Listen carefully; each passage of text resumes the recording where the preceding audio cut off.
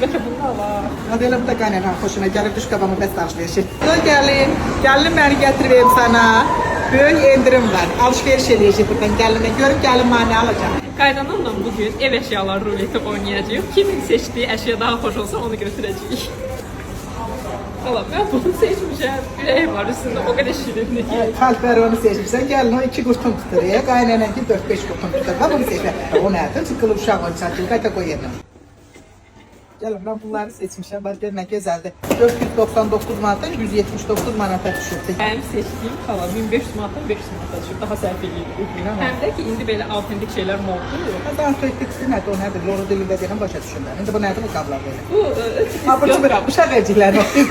Hiç oynadı uşaqları indi parı belə şeylər moddadır xala. Bu dəfə səndən olsun, hə onu seç.